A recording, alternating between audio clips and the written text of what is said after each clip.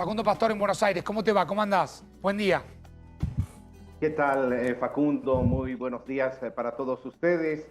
Como comprenderán, Brasil está muy triste, Brasil está de luto y desde el día de ayer no se habla de otra cosa en los medios de comunicación aquí en Brasil de la muerte del rey Edson Arantes do Nascimento, Pele. Seguro. Yo decía recién una muerte, Freddy, que de alguna manera y lamentablemente se estaba esperando por el estado de salud y por lo que había ido publicando su propia familia, la hija que lo acompañaba permanentemente, pero su salud estaba frágil verdaderamente, sobre todo en los últimos días, ¿no?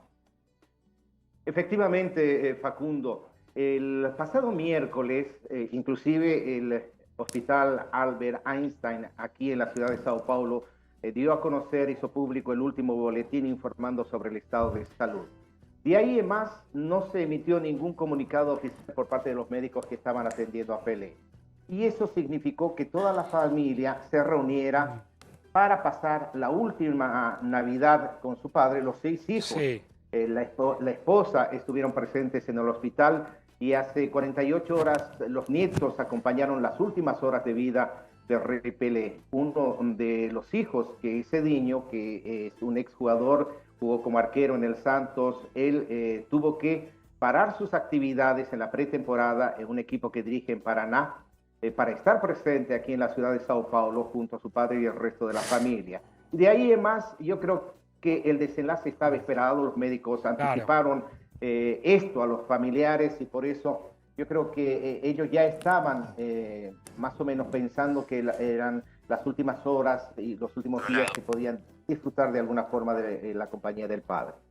Para entender un poco más estos últimos días de Rey, estos últimos años, en Brasil, ¿cómo era el trato hacia Pelé? ¿Tuvo el reconocimiento merecido estos últimos años de vida? Durante toda su carrera, ¿no? Pero sobre todo sobre el final. Yo creo que sí. Pelé siempre fue motivo de atención Sí. en todas partes y aquí en Brasil no podía ser diferente. Hay que recordar que la última aparición que él hizo a nivel público en un estadio de fútbol fue en el Mundial de 2014, cuando su país fue sede. Claro. Ustedes recordarán que Argentina estuvo participando aquí, llegó a instancias finales de esa Copa del Mundo.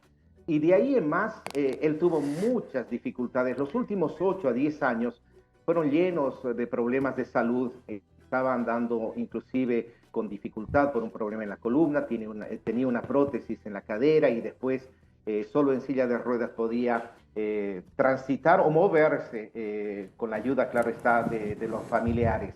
Pero las veces que él apareció, que fueron contadas, porque ya aparecía muy poco, principalmente en los 2 últimos años, se dedicó a cuidar más de la salud que de otra cosa y no participó en eventos públicos, algo que ya era normal, ¿no? Claro, Freddy, se viene una despedida histórica.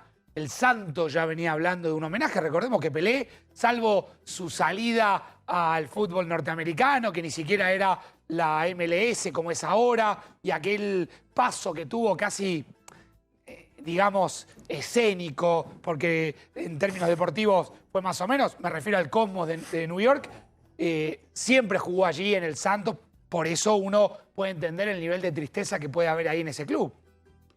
Sí, claro, bien lo recuerdas, Pelé solo jugó por 2 equipos, uno de ellos el Santos de Brasil y otro el Cosmos, equipo al que llegó en 1975 después de conquistar el tricampeonato con la selección, y ahí él llevó el fútbol a Estados Unidos, eso lo saben todos, el popular soccer allá en América del Norte, y debido a eso ganó también al público estadounidense, y yo diría no solamente por la proximidad en Canadá, México, etcétera, etcétera. Y aquí en el Santos, él conquistó 2 mundiales con el equipo Albo, además de campeonatos brasileños. Y gracias a Pelé, el Santos se hizo conocido mundialmente. Seguro. Y en El Santos, ahí hay un paralelismo, Freddy, que uno puede hacer con el momento en que Diego llega a Nápoles, porque tampoco era un club que, si bien con una historia muy particular, el Santos, con esto que he dicho con todo respeto, era un club, digo, menor, ¿no? De la periferia incluso de San Pablo, y él logra potenciarlo de una manera histórica. Ahora, el lunes comienza la despedida en un momento muy particular, incluso para la historia de Brasil, porque Brasil está empezando la tercera presidencia de Lula. Y ahí, ¿qué pasa con Lula? ¿Qué pasa con Bolsonaro? Mezclemos un poco esa información que también tiene que ver con lo que va a pasar en las próximas horas. Efectivamente, Facundo, el día de ayer los familiares ya habían anticipado, y eso con contactos previos con los dirigentes del Santos, con el propio presidente del Santos, el señor Rueda, de que postergarían el velorio que va a ser abierto al público para el día 2, todo eso debido a que se posesiona, como ya es de costumbre después de una elección aquí en Brasil, el 1 de enero el presidente Luis Ignacio Lula da Silva. Entonces, para un poco no mezclar la situación y el contexto, porque hay que tener en claro que el momento político en Brasil es otro, y la gran expectativa es que en los próximos 4 años Brasil conduzca al país con los mejores, yo diría, los mejores pronósticos, si se quiere entender. Es obvio que no todos son a favor del nuevo presidente, pero existe ya una corriente positiva en relación a esa ascensión de mando. Entonces, para no mezclar ese tipo de eventos, el político, con la muerte de Pelé, los familiares pidieron para que el velorio sea solo el día 2, que es el lunes, a partir de las 10 de la mañana, abierto a todo el público. Inclusive habrán personalidades invitadas que han decidido venir. Uno de ellos que ha anticipado es Gianni Infantino, presidente de la FIFA. Entonces va a haber un acceso para el público y otro acceso para invitados, políticos, artistas, deportistas, exdeportistas, etc. Bueno, será seguramente histórico.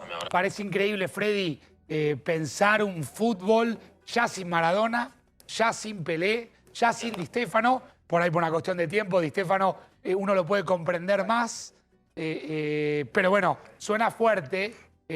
Uno tiene que pensar para adelante y mirar para adelante y disfrutar a los que obviamente todavía son contemporáneos con nosotros. Pero suena fuerte pensar que ya no están estos genios del fútbol mundial, ¿no?